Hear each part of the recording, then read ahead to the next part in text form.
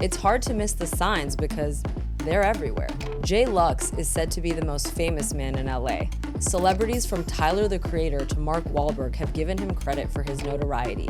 Jay Lux, who's gotta be the biggest commercial real estate guy. I love Jay Lux, I love the hat. Even Ashton Kutcher is rocking his hat these days. But we still don't know one thing, and that leaves us with this question. Who the f is Jay Lux, and how did he get here? To get to that place, you give up things. Real estate is 24 hours a day. If I'm not dating someone, my bed has work all over it. Trying to keep a landlord happy with the numbers that aren't gonna be as high as others, to keep a brand that would take the reins of Tower Records. Could have been a Bank of America. It could have just been credit, tenant, money, boom. The member club thing is, I don't want to say anything negative because I don't want to get kicked out of any of them. And by the way, I like being part of them. There just can't be too many. That's all I was gonna say. Do you think an Erewhon could save Robertson? Erewhon could save any street, but politics is an issue. There have been certain leaders that would have been better for us that did not get voted in. They don't know what they're voting for sometimes. They're actually psychologically, through PR, messing with the system really well. Do you think that's happening in New York? This is Beyond the Interview with Jay Lux. Jay Lux, arguably the biggest realtor in Los Angeles. Your name's on every building. I would say every other building. I feel like you can't pass through this city without seeing your name at this point. Thank you. I'll take that. I feel like several celebrities have made comments about you being the most famous man in LA. Tyler, the Creator, Mark Wahlberg, Ashton Kutcher. He wears the merch. Yeah, people wear the Jay Lux merch. Yeah, he's been wearing it. I love that. I think this game is a game. I mean, any business relies on trust. If people are going to work with you, it's because they trust you. So what do you think it is that people are trusting you with, and why do they trust you? It's a very good question, actually. Because in life, everything we do every day, you have to judge people and see if you trust them or not. Yeah. And it's a gut feeling. But I would say if I ever had put someone in the wrong location or did it just for the dollars, it comes back. Like, people know. And then the word spreads. Like, you don't hurt people. And if you do, it gets weeded out fast. So I would imagine all these years of working hard to put brands in the right locations where they can do as well as they can, or helping landlords fill spaces or whatever it is, the product speaks for itself. So if the tenant's doing well, or the landlord's happy, or the community's happy, I mean, word goes around. So that's one thing I would hope builds trust, is just people see it. The proof is in the pudding, right? It's like they see it. So that would probably be one thing. And I guess it's a vibe. I mean, people make their judgment just being around people.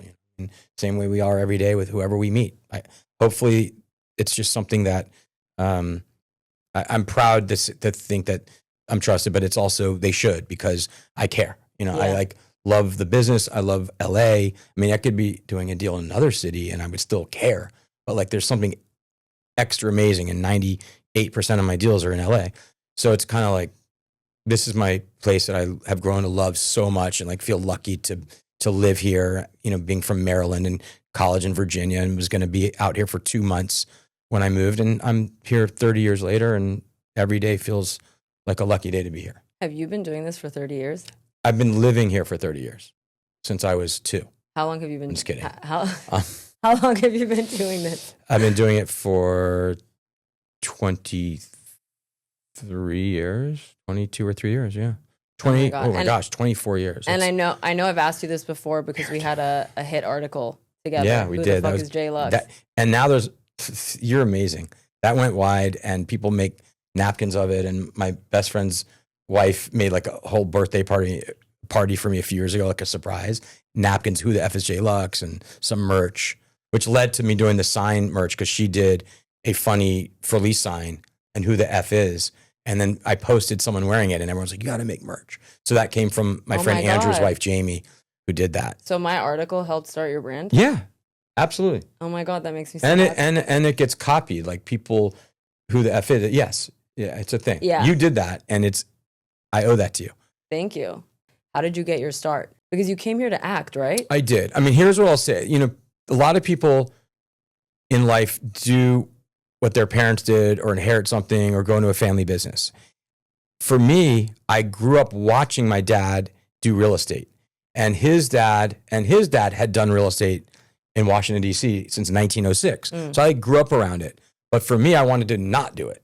Like I wanted to go be in L.A. and either act or write or be a Hollywood person or whatever, you know, like I just wanted to move to LA and get in the entertainment business and figure it out. Like a lot of everyone has, you know, in this town. So I came out here for that. I got into acting classes. I got a few small parts. I then worked at a TV network. I ended my entertainment career at Endeavor, which is now WME, in the mailroom after 2 weeks in the mailroom. But I learned like a lot in those 2 weeks. Respected what they did, but also realized I'm good. Like it got out of my system. Maybe it was the paycheck, you know, after the 2 weeks. Like it was $700 for 2 weeks of long days in the mailroom. You know, it was like, maybe that was it for me. Like, I'm like, all right, I'm 29 now. This is not going to happen. And so you weren't loaded at 29. No, definitely not. I think that's good for young people to hear. I could go on about that. I mean, you have to. I did build what I built on my own. I have a great family that had been in the business forever, but I moved out here and did my own thing, and they allowed me to do that. That was the part where like the family allowed it, which they could have said, we're not going to help you at all. A couple years later, you know, I was like fully on my own, but there was the initial support for sure. Definitely. I'm not going to ever forget that because I would not be here if they hadn't let me come here and help me pay the rent. But I worked my butt off in every job. I had great work ethic. I was going to go entertainment. I then wasn't sure. And I definitely did not want to do what my dad did because I wanted to do something that seemed more fun and exciting than just real estate. But that was real estate in DC. Looking back, the history of what he and his father did in DC was like epic. Like the first parking garage in 1938, the first shopping strip in 1938, like ever, which there's now articles that say that was the first mall. Wow. In the world. And it says Shannon and Luchs created they copied a California L-shape shop and park and shop, whatever it's called. And that became known as the mall later on. Like there's history that I just freak out over and love and I'm really into. But now the way I love LA, the history of LA gets me crazy, you know, and gets me like. And the evolution of more excited than DC at this point because it's like this town that I've lived in for 30 years where I'm now doing deals everywhere. I now am finding out like who was there before and who's, you know, you're changing a landscape. Like when I grew up in DC, I didn't change anything. I was just a kid in, you know, school and then went to college and here I am in LA. So now that it's like the real world and bringing brands and restaurants and gyms or whatever and being part of the changing of a landscape of a town, that's a whole different ballgame. So now it just feels like more real. So you were talking about the landscape of a town. So what little corners of LA do you think are really special and that I guess other communities should look at? Sure. I'm a routine person. Like if you know me or you follow Instagram and you'd see me over, like I just do it like all the time. Like like I'm a kid, like Brentwood Country, Lilies. But it is my life. Like I go there and don't post like a lot. Yeah. I don't think I could show how much I actually go. You know what I mean? Like I could do it every other day and you'd be like, this guy's insane. But I do go to the Brentwood Country Mart. Here's the thing. Imagine this. You walk into what looks like a barn. It's 100 years old. Your vibe changes as you're even pulling up. Like this is like authentic and real. Like there's an energy, there's just like a feeling. I don't know how to. So you pull up, you're in a good mood because it's like this cool place. You walk in the entrance and next thing you know, there's a courtyard, a couple places to choose to eat, you know, food. And I happen to love the Ready Chick, barbecue chicken, fries, mozzarella sticks, an orange bang, a Coke. I mean, not healthy, but it's a vice. I don't know. It's my downfall, it's your thing. But I love it. Makes me happy. So I do go there a lot. And you do run into people there that also go a lot. If you're in that community, you're just there. Now, I don't live in Brentwood, but I go enough that it's like, I'm all over LA. Yeah. So I go there. It's a 25-minute drive, and I don't have an issue driving, but I'm there all the time. Malibu, same deal. Like, I've loved Malibu since I moved to Los Angeles. So that's before real estate. But I did get very involved in Malibu in real estate, like in 2004 with the Malibu Lumberyard, and then in 2007 with the Malibu Village, and now Cross Creek Ranch Malibu, which I've been on for 5 years, which is finally opened, and people are starting to, now with social media, it's a whole different ballgame. 2004, I wasn't posting the Malibu Lumberyard. We leased it all, James Purse, Maxfield, and I could go down the list.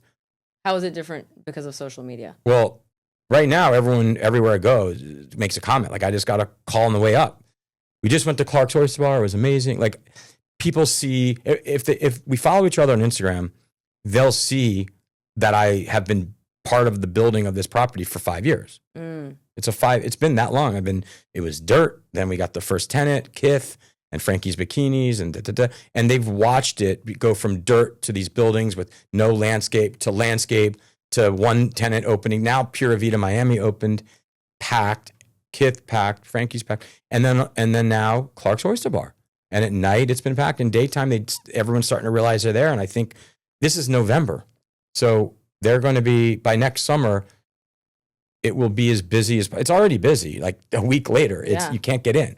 Like nighttime is a waiting list kind of thing. I mean, it will chill out, but it's pretty solid right now. And immediately there's a vibe. Lunchtime you can get in, but it will start to get more packed. Then we're going to open a restaurant that we're signing. I'll say it another day.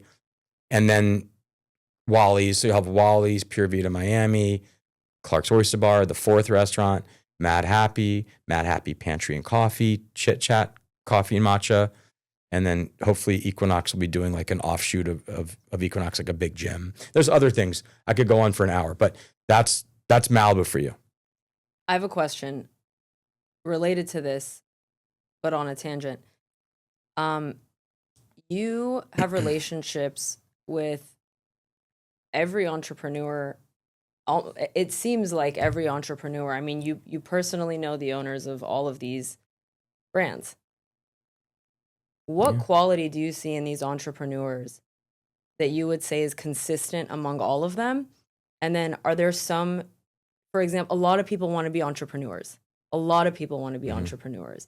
And there must be something you see in each of them that you're like, wow, this guy does this super well. That guy does this super well. This girl does this super well. What is it? The ones that I admire the most are the ones that are soft-spoken. They're like so badass that they don't need to prove anything. Wow. So there's all the people in the middle, but the ones that are just owning it, then we know they own it kind of thing, you know? Who stands out to you? I mean, I don't know if I should say names, but no, I mean, you're getting I don't know. compliments. I mean, Bernard Arnault and his team at LVMH, James Purse, Ronnie Feig from KITH. I mean, the list goes on. You know, and everyone has their own thing. Like Fraser from Kitson is a genius in what he's done. Teddy Santis at ALD is a genius in what he's done. And we just did a deal for him. We do KITH, we do James Purse's work, and we do LVMH's work here in Rodeo Drive. And but I've been able to firsthand see these owners and a lot of others. I mean, I can go on. I feel bad I'm leaving many out, but it's not, I can give a list of that many people, but that's what I admire, those kinds of people that are just, I was with James Purse yesterday in San Diego, and he and his president of his company, I had lunch. He's just like a normal guy, but he has this company that's worldwide. He's from Malibu. We're all dressed casual. We're all having a real conversation. And we're also doing many deals and like running a major operation. It's his brand that he's created. He's one guy that owns this major brand with 90 stores around the world. And just hanging out, but he's chill. You know, he's not bragging. He looks around, he observes. He doesn't try to prove anything to anyone.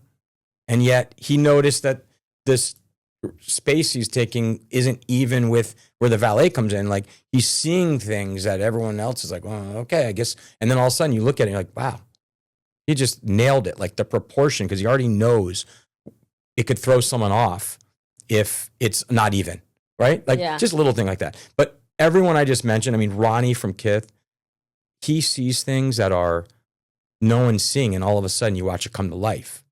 That guy's a genius, man. And these are all different kinds of businesses, by the way. No, LVMH is top of the world in luxury.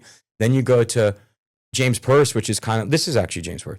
So James Purse, casual, but not cheap casual. Like it's expensive casual. Yeah. So he's kind of makes it for people that like might simplicity. be luxury, but the colors are blue, gray, black, beige, just simple, but great stuff. And he makes furniture, and he has a whole other thing going. But James is a different thing, right? And then you get KITH, which is more, you could call it street, but then it's street luxury. And then you start to realize, wait, Ronnie has collaborations with BMW, Montclair, the NBA. He designs the floor for the Knicks. I think he designs the jerseys for the Knicks. It goes on and on and on. You can't read what he's thinking, but then you start to see it evolve. When I see his name show up, I'm like, I answer the call. During the Dodgers game the other night, I don't know if he miscalled or misdialed or I did something. I'm like, get scared when he calls, even though I consider him a friend, but he's a client. So when he calls, I'm like, oh shit, like Dodgers game just started. Excuse my language, edited. A Dodgers game just started, and like I saw a missed call, or he was calling, and I was like, what is happening right now? He must be watching the game, but is it a misdial? But and the point is, like, these guys command what they do because of who they are. And by the way, a lot of women in the fashion business and restaurant business I deal with that have been amazing. It's like men, women, it's all ages. You did Skims, right? Yeah. No, I'm not going to sit here and say like I hang in any way that I hang with them, with the Kardashians, but they have been nothing but amazing to me in my dealings with them over a period of, let's say, 2013. I was on their show. So 12 years ago, they asked me to be on. They didn't tell me what to do. There was no plan, no lying.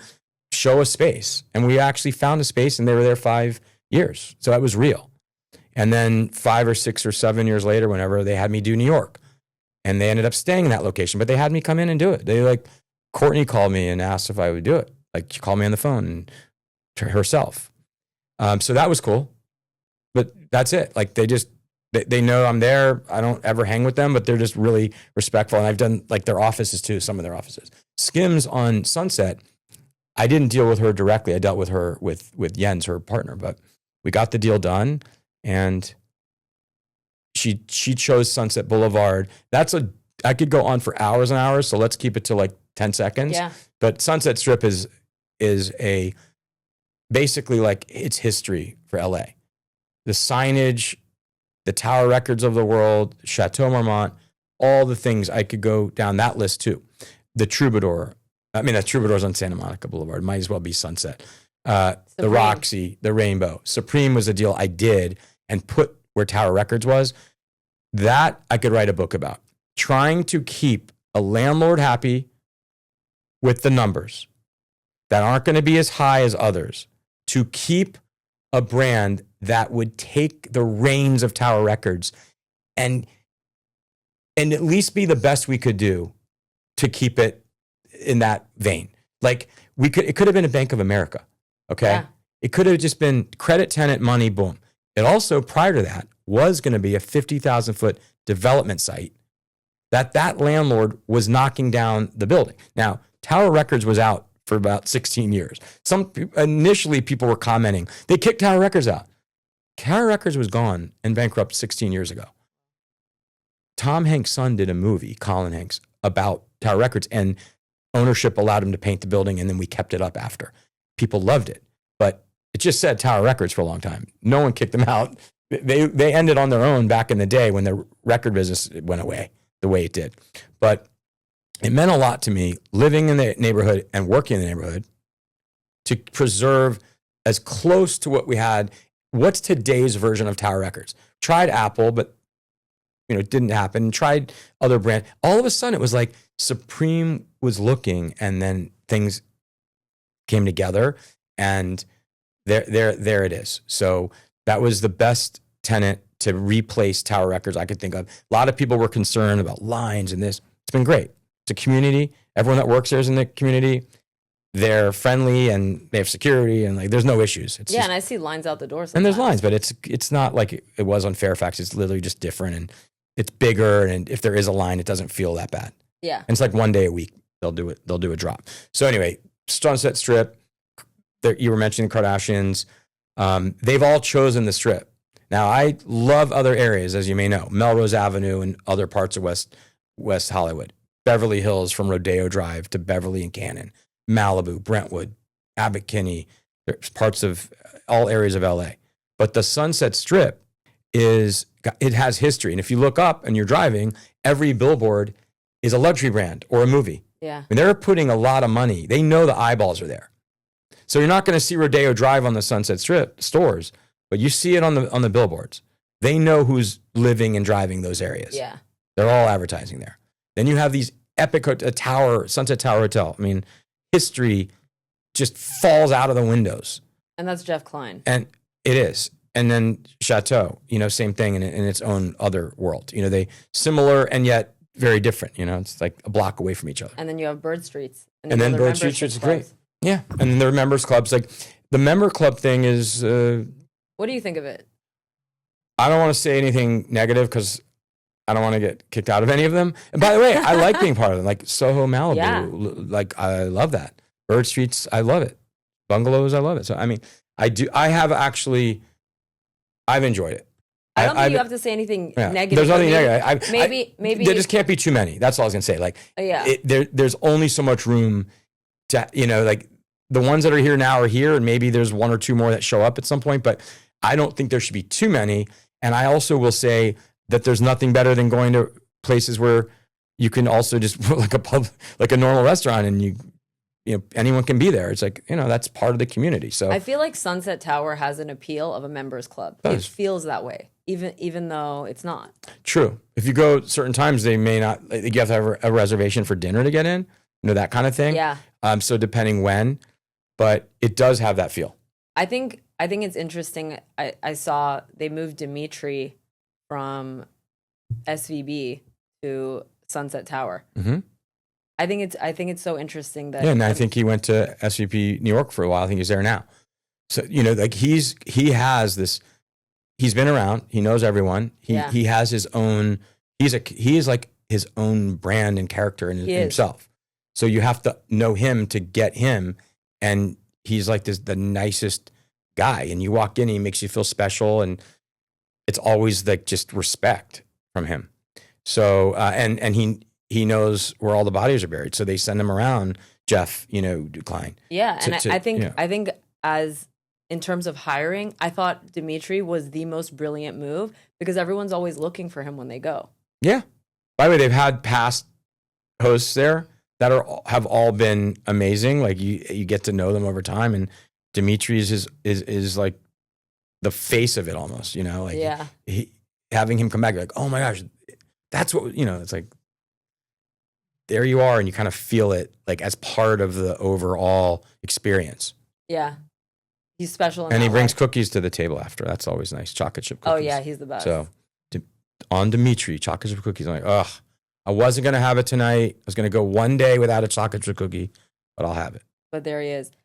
You help a lot of people in deals that you're not getting anything from.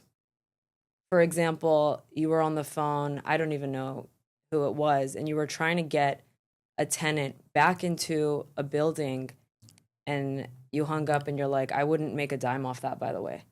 And I think that says something about how much you care about LA, the people you're connected to. Mm-hmm. Thanks. I mean, I would normally not even tell someone that, but you're probably there, and I just like it probably such an intense call that you would think it was like the biggest deal ever, and then I was probably like, that's just a favor. I might have asked you, by the way. Who knows? But whatever it was, there are those do come up, and I mean, yeah, it's a lot, but it's also rewarding. Like people say giving is a reward. I mean, it might be business, like that should have been a deal, and like technically there should have been payment there, but you just helped. The tenant didn't have money. The landlord, let's say, didn't need to switch tenants, but someone like me came in, and Carly on my team, we've just dealt with something together that is that example, like pretty intense. Yeah. Where what are you going to do? So if you have the relationships, I mean, it takes a long time to build enough of a relationship to make a phone call and get something done, right? So it's like, if I can actually do that and get something done for both landlord, tenant, or whatever, it's just a community. Like, I know it's going to be good for whatever, and you can do it. How do you not use that power to connect people and do it? And there have been several situations where I can just see it and know it can get done, and it would never get done. You have to see everything happening. And if I see it and I know, I'll jump in and help. And there's been a few of those. If you can connect the dots, you do it. Yeah. You went to a lot of the Erewhon openings to the point where I'm like, I did? Yeah. You're like, I'm going to Pasadena right now. I mean, that one I definitely went to. I think that was the only one I went to. But I love them. But I remember that night because later I found out that you actually didn't even represent them, but you have that relationship. You keep a lot of relationships. I had dinner with the Intosi brothers the other night. Just fun, just at Dantana's. I don't think one or two of them had been there or had been a long time. So you took them to your spot. Yeah, I did. I think they might have taken me, but we had ice cream. We had the steak and salad. I mean, we were talking. I was actually at lunch with them at the Clark's last weekend, like on a Saturday. Went to Clark's. They had actually called me just about going there, and I was like, oh, I'm going to be there too. And we ended up just going together. While we were there, we discussed Dantana's came up, and we have to grab dinner one night, and we did it within the same week. So we actually did what we said we would do and went to dinner Thursday night at Dantana. Their daughter Maddie makes a cookie called the Maddie Chip. Mm-hmm. Josephine's a boss. The Tony his wife, Tony's wife, Vito Antosi, he's an old friend, and he's the brother of Tony. And look, they have created the most incredible thing, one of the most incredible brands of all time. I think so too. What do you think makes it so special? I was mentioning like Ronnie's collabs at KITH. Erewhon does these collabs. I was actually seeing something just maybe yesterday on Instagram, like the Hailey Bieber smoothie might have been the first initial smoothie that took off the way it did. They just figured out how to collab with brands and do cool things that are different. And the food and what they have, and it's all organic. They're careful with their ingredients. Very few seed oils. And then you have the commissary. I mean, the what do you hot call bar? It? The hot bar. Yeah. I mean, so they have it all. So you can shop for food. You can go eat lunch or dinner. I mean, it's a scene in there. It's a whole other thing. And by the way, on Beverly Drive, I'll say, Erewhon opened. I was showing brands around the street, and when you just drive them past it, I think we got 5 to 10 new deals done in 2 years with Erewhon being open. People saw it, they felt it. I mean, look, we signed St. Ambrose recently on the street. Pura Vida Miami opened. I did that deal as well. There are a bunch of other retailers on the street, but just drive by and see the craziness falling out of the like people. You just feel the people coming out on the street and indoor outdoor vibes. You can kind of like see in and see this action. So if you're with a tenant, a brand, or another, even a restaurant or a retailer, they see it. I mean, they see the kind of people showing up. When you see the people showing up, they're looking, going, that's my customer. So they're also getting a customer that's right for the brands. Do you think an Erewhon could save Robertson? Erewhon could save any street, but it's not like you can just put it anywhere. So there's a couple things that people don't realize. Number one, and I'm not speaking on their behalf, I just know this. They need a commissary in other cities. So people are calling from every city in the world saying we should do Erewhon. We have the greatest space ever. But they need a place where they have the storage of the food and the fresh food and, the commissary. Those are large industrial-like buildings. Well, in California, they have it. They don't have that in New York or Florida or these other places, Texas. I mean, they could go anywhere. And also enough hours in a day. Like imagine how many they really could do. But building them out and going through the process and going through the city, getting a deal done with an owner. There's so many things. Parking. I mean, the list is long of what it takes. And they have a guy, Uval, that's done an insane job for them. basically in-house. I mean, he's like a consultant, but he's in-house, and he's done the best job doing this for them, where he knows what they need. Like, he knows down to the T. I think he builds the spaces for them. So he knows everything. And they have their own way of doing what they do. It's top. They've crushed it. And they're just in their own world. And they are LA based and have changed LA. They've literally changed LA. They really have. They're incredible. Is there anywhere in LA that you'd like to see certain restaurants or stores? Like, for example, if I were to answer that question, I love the Hillstone Group restaurants, Gulfstream, Houston's, Bandera, all that stuff. And I would like to see one of their restaurants in the Catch Steak location, for example, would be perfect. Is there anything that you'd like to see? Without speaking for Hillstone, I don't think they're going to do another California location. That's the word from them. But we are talking to some people. I just got the listing on that, a co-listing on that old Catch Steak on La Cienega and Melrose Place. So we're going to talk to some great brands for that, great restaurants, and a couple retailers that have a food element that I have in mind. But Catch Steak is now merging with the regular Catch on Melrose in their original location, and they're going to revamp it and have a whole new thing there. That block of Melrose is going off right now too. That's where ALD is going, and Redone is there. Ciccone, RH is going to do something special on the block. Danielle Guzio, we just signed. That's an awesome block. And then the next block over, Jacquemus, Maxfield, James Purse, Acne Studios, Staud just opened. Craig's Restaurant is there. Great White, Verve, Totem, Mad Happy. Yeah, it's a great block. Do you think there can be too many coffee shops on a block? Or is coffee just so in demand that it'll work anywhere? I think there can be too many. Yeah. But I personally, like in my Malibu project, I could put 5 in there, and I want to do more, but we have one now, 2. We have 2. And they're at each end of the project, and I think we'll be fine. But I think 2 or 3 in an area is needed. You know, keep it real, keep them on their toes. People have their coffee. Like, people have their opinion on coffee. Oh, for sure. People have Starbucks is the opposite of a mom and pop coffee place. Like, people have their own thing. Yeah, they do. I mean, you've got Community Goods, Alfred Coffee, La La Land, Blank Street, Blue Bottle, Verve. I mean, there's a lot of coffee places, but they all seem to be doing pretty well. We've been affected by leadership for sure, and one side of the aisle has their own opinions. The other side has their own opinions of what's going on, and it's kind of weird to see these two sides get politically and algorithmically programmed to believe what they believe, and it begs the question of, like, what's true and what's not true. As someone who's just in the city, is crime that bad? What's gotten worse and what's not that bad? And for let's say you're talking to someone who wants to move to LA. What should they be concerned about, and what's complete bullshit? There's a lot there. Look, we've had our share of negativity because of who runs LA and the state. Like, there's a lot of negative talk. I mean, my version of it is not to get too against all that and more about why LA and why California is so great.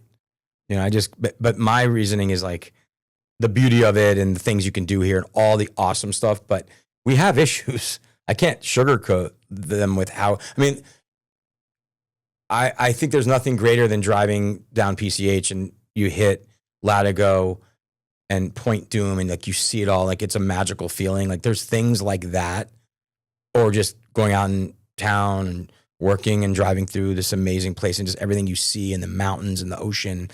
It could even be a dumpster, but you're in LA and there's something cool about LA. But politics is an issue. And I don't know if it's their fault so much as it is a lot of the people, they get voted in. So, you know, there have been certain leaders that would have been better for us that did not get voted in. So that's a problem. Like, how do we educate people? Or they can make their own decisions, but I believe a lot of decisions are made without being told or educated on what they're checking the box on. I mean, There was something, what was it for last year? Basically said to help schools, and it sounds great on paper. And of course, we want to help schools, and we want to help kids, and we want to help the community. But what you don't realize is by voting that in, you're now going to see, I think it was Prop 13, taxes. All of a sudden, if that had won, and it lost by 0.05%, it was 50-50. If it had won, and it will win someday, I hate to say it, probably will. That means everything gets reassessed in LA. Every tax gets reassessed. So if you're sitting pretty on your property that you think has a low tax basis, and now you're getting reassessed, can you imagine if you're paying nothing, or let's say pretend you're paying $5,000 a month for something, or $10,000 a month. All of a sudden it's $30,000 a month. Because what? Because it got reassessed and now the taxes went up and you just got killed. So it will take that disaster to happen for the people who voted it in to realize that was not, oh, that's a mistake. Now even they're in trouble, right? Because they don't know what they're voting for sometimes. So even the people voting might be hurting themselves. What would be great is if we could put that money for those schools somewhere else and it be talked about in a way where people understand it. So I don't think I think that these laws come about and they get passed because what's written under them sounds great. But there needs to be a different way to do it. Like ULA, I mean, charging X% when you sell your place if it's over a certain amount of money.